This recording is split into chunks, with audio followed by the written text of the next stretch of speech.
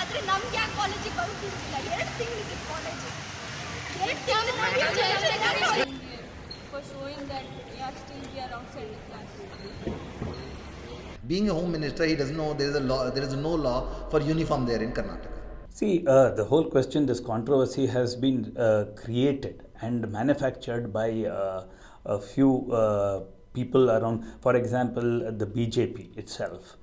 Now, the hijab controversy, these girls, the college rule said that they can wear a scarf which matches the uniform.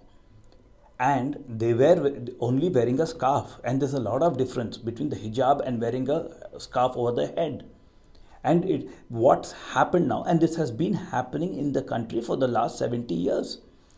And BJP has seized upon this opportunity and tried to polarize.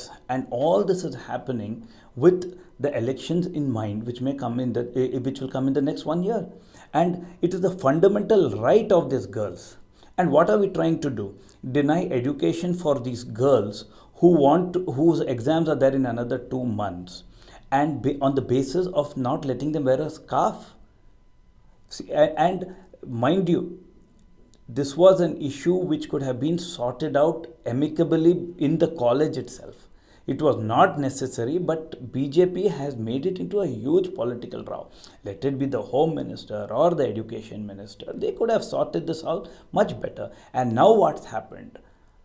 The entire issue has got so politicalized. Now you have counter this thing where students are getting dragged from both sides, and it is a very dangerous trend that young minds are being taught hatred and creating a divide in the society. See, because what we are doing today, and we are sowing the seeds of hatred in young minds, which will be very, very contradictory to the idea of India.